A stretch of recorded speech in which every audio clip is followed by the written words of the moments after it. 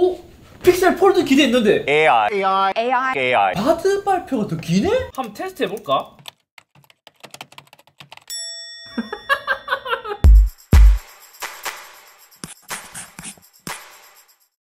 안녕하세요, 이썸입니다. 갤럭시 폴드를 시작으로 이제는 중국 업체들도 폴더블 시장에 뛰어들었고, 이제는 그 OS를 책임지고 있는 구글 역시 픽셀 시리즈에서 새로운 폴더블 라인업 구글 픽셀 폴드를 2023년 5월 11일 구글 I/O 행사를 통해 공개했습니다. 이때 폴드만 새로 나온 게 아니에요. 챗 GPT의 대항마, 심지어 한국어도 지원되는 구글 바드도 함께 출시했고, 새로운 보급형인 픽셀 7a 그리고 픽셀 태블릿도 동시에 발표했습니다. 하지만 어차피 이렇게 발표했다고 하더라도 한국은 정발을 하지 않는 시장이라 크게 관심은 없지만, 제가 관심이 있는 것은 구글의 첫 번째 폴더블 폰이라서 이것에 관련해서 픽셀 폴드 총정리를 오늘 해보려고 해요. 먼저 디자인을 살펴봐야겠죠. 삼성이 폴드 1세대를 공개한 이후로 이제는 모두들 비슷한 형태로 되어가고 있어요. 그렇다 보니 삼성, 그리고 중국 브랜드 폰들, 그리고 구글 또한 모두 다 비슷한 느낌이 나는 폴더블 폰의 형태를 갖고 있죠. 쉽게 말해 그거예요. 접었을 때는 스마트폰, 펼쳤을 때는 태블릿. 한 가지 특징이라면 폴더블 폰 중에서는 픽셀 폴드의 경우 가장 얇은 두께를 갖고 있다고 자랑을 했거든요.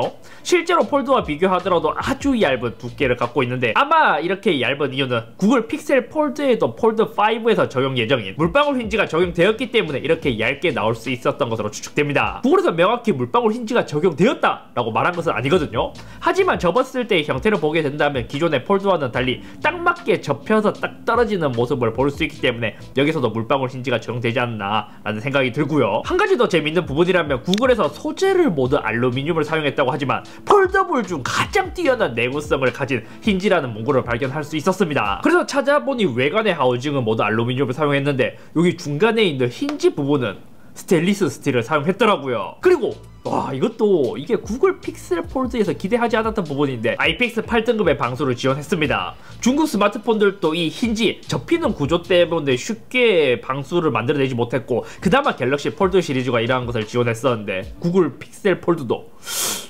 방수를 지원한다라. 전면과 후면 유리는 모두 고릴라 글래스 빅터스를 사용했고, 뒷면은 무광 소재를 사용하면서 매트한 느낌을 주도록 디자인했다고 합니다. 볼륨 버튼이나 잠금 버튼의 위치도 폴드와 좀 유사하고, 스피커의 위치는 좀 다르죠. 폴드 같은 경우에는 펼쳤을 때 왼쪽에 위치하게 되었지만 픽셀 폴드는 오른쪽에 위치하고, 한 가지 다른 건 폴드 3에서 4로 넘어오면서 둥근 디자인에서 각진 디자인으로 변했다면, 픽셀 폴드는 처음 등장한 1세대부터 둥근 디자인을 갖고 있다는 것. 컬러는 포세린, 흑요석 두 가지로 출시했습니다. 이렇게 다양한 컬러로 출시하지 않는 이유는 그거예요. 폴드도 그렇지만 엄청 많이 팔리는 스마트폰이 아니기 때문에 이제 색상을 좀 한정적으로 가져갈 수밖에 없기 때문에 구글 역시 두 가지의 색상으로만 출시했을 거예요. 더군다나 픽셀 시리즈는 원래 그렇게 많이 안 팔리는 모델이니까. 디스플레이야말로 폴드와는 좀 많이 다른 모습을 보였습니다. 커버 디스플레이는 5.8인치로 폴드 4보다는 조금 더 작은 스크린을 가졌고, 메인은 7.6인치로 동일한 스크린을 사용했더라고요. 하지만 여기서 중요한 게 뭐냐, 지금 보다시피 이미지, 동영상을 보게 된다면 픽셀 폴드의 내부 스크린, 그것도 폴드와 비교했을 때 좀 많이 다르다라는 느낌이 들잖아요.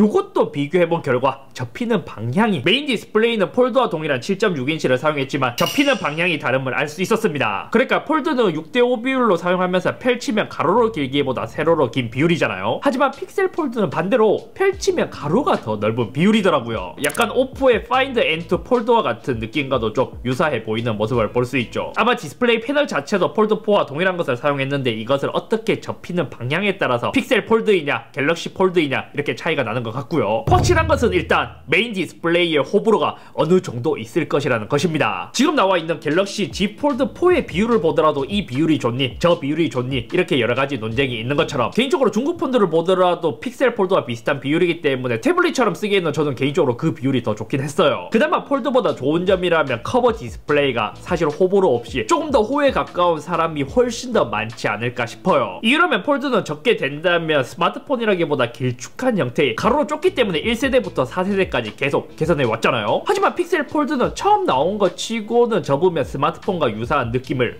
주니까요. 여기서도 픽셀 폴드에 매우 아쉬운 단점이 존재하기도 했습니다. 태평양 베젤을 갖고 있다는 것. 이제는 빠양 스마트폰, 갤럭시 폴드를 보더라도 베젤이 굉장히 얇게 디자인된 것에 비해 픽셀 폴드는 이게 2023년에 나온 스마트폰이 맞나라는 생각이 들 정도로 되게 두꺼워요. 나머지는 커버, 메인 디스플레이 모두 120Hz를 지원하고 AOD 등을 지원했습니다.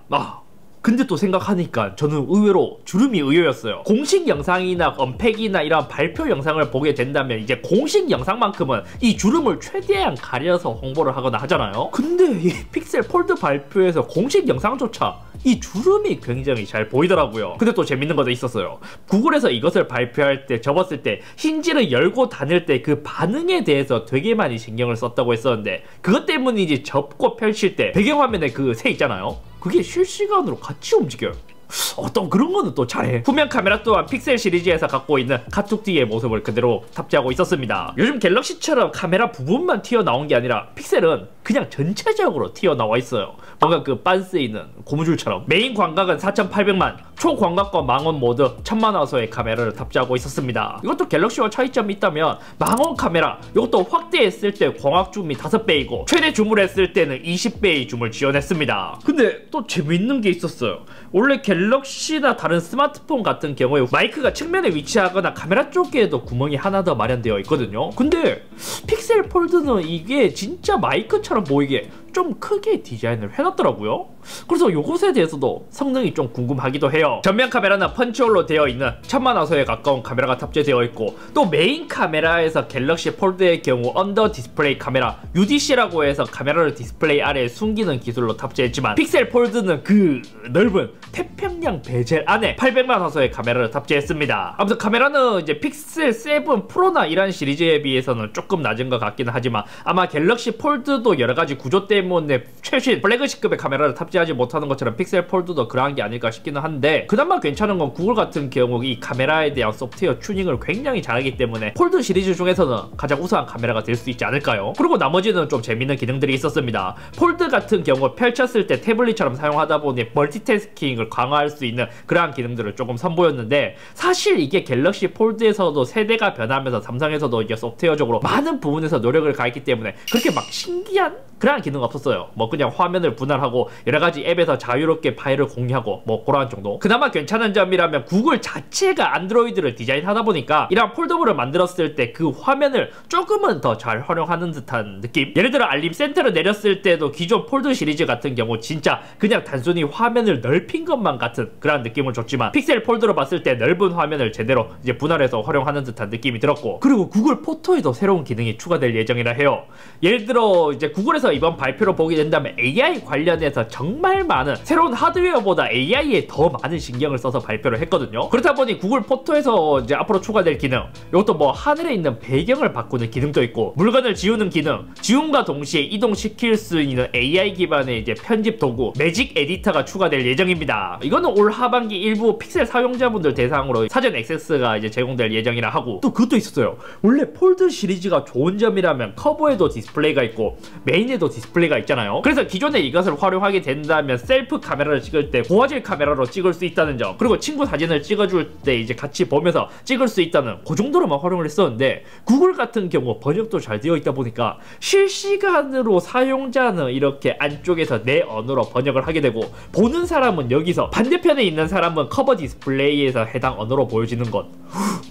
그게 의외로 좀 좋아 보이더라고요. 나머지는 폴더와 마찬가지로 전원 버튼에 지문 인식이 통합된 것으로 보였고, 또 이게 픽셀은 애플 같은 페이스 아이디 모듈이 들어가진 않았기 때문에 얼굴 인식으로 잠금 해제하는 기능, 이것도 예전에 빠진 것 같은데 이게 다시 들어온 걸까요? 픽셀 폴드에 있는 홈페이지 보잖아요. 외부 디스플레이에서만 쓸 수 있다는 문구를 발견할 수 있었습니다. 그리고 기존 폴드 시리즈는 이제 윈도우에 있는 하단바처럼 이제 고정해서 뭔가 멀티태스킹을 조금 더 유용하게 사용할 수 있는 기능이 있는데, 픽셀 폴드는 드래그해서 꺼냈다가 자동으로 내려가는 이러한 하단바에 대한 개념도 좀 좋아 보였고, 앞으로 이제 구글이 이 안드로이드를 디자인하기 때문에 이 픽셀 폴드의 소프트웨어를 어떻게 만들어 나갈지 기대되는 부분이기도 했습니다. 나머지 하드웨어 스펙은 조금 아쉽긴 해요. 왜냐면 픽셀 시리즈가 그렇게 이제 최신의 퀄컴에 있는 플래그십의 프로세서를 탑재하지 않거든요. 구글 픽셀 폰들은 요즘 텐서 칩이라는 삼성 엑시노스와 많은 부분들을 공유하는, 실제로 삼성전자 시스템 LSI 사업부와 공동 개발한 텐서 칩을 탑재하고 있습니다. 그렇다 보니 지금 가장 최신의 퀄컴 스냅드래곤과 비교해서는 좀 낮은 성능이 아닐까로 추측되는데, 아무래도 구글 같은 경우 AI 회사로 점점 더 많은 발전을 가하고 있고, 거기서도 AI 기능을 좀 강조하다 보니까 자사에서 이렇게 이제 텐서 칩을 만들어서 하는 게 조금 더 효과가 좋기 때문에 탑재하지 않나 싶어요.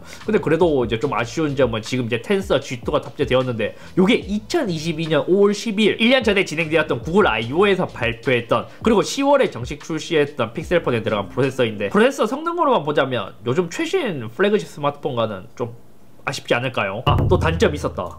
이게 앞에서 언급을 안 했는데 무게가 283g이에요. 그렇게 무겁다고 하는 갤럭시 Z 폴드 4의 무게도 263g. 그러니까 픽셀 폴드는 이것보다 20g 더 무겁기 때문에 무게 차이가 많이 날 것 같고요. 배터리는 4821mAh, 12GB 램, 256GB 그리고 512GB의 스토리지 이렇게 두 가지 옵션으로 출시했습니다. 그리고 구글도 마찬가지로 박스 안에 충전기가 들어있진 않대요. 가격은 Z 폴드 4와 동일한 1799달러로 출시했습니다. 사실 삼성 갤럭시 폴드가 워낙 잘 나가고 있다 보니까 동일한 가격이라고 한다면 좀 아쉬움이 남을 수 있는 가격이긴 하지만 구글에서는 그걸 알아서인지 399.99달러의 픽셀 워치도 이제 구입하게 되면 무료로 준다고 해요. 근데 뭐 애초에 픽셀폰은 원래 많이 팔려고 만든 모델이 아니에요. 이전부터 구글의 레퍼런스 폰이나 뭐 이런 것들도 존재했고 이 구글 안드로이드의 거의 레퍼런스 같은 이제 그러한 존재로 이제 계속 만들고 있는 것 같은데 미국에서도 뭐 그렇게 많이 팔린다고 하진 않더라고요. 결과적으로 이러한 픽셀 폴드를 보게 된다면 요즘 가면 갈수록 중국 폰들도 그렇고 폴드와는 다르게 가로로 좀 긴 비율 이러한 형태로 많이 가고 있는데 앞으로 출시될 갤럭시 폴드 시리즈는 어떠한 비율을 갖고 나타날지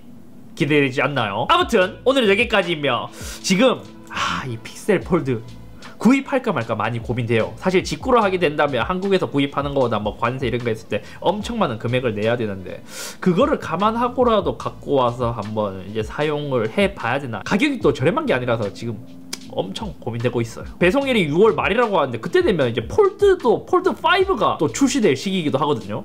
이걸 사야 되나 말아야 되나 엄청 고민되네. 아니 이상하게 픽셀 폴드 편집 다 하고 나서 폴드 다시 보니까 얘가 왜 이렇게 좋아 보이지? 근데 이제 제가 폴드에서 아쉽다고 했던 스피커 위치, 얘들은 이제 양쪽 방향으로 똑같이 왼쪽에 있거든요. 픽셀은 밑에서 봤을 때는 오른쪽에 있고 위에서 봤을 때는 왼쪽에 있고 이 돌렸을 때의 포지션을 좀 많이 생각한 것 같아요, 구글에서.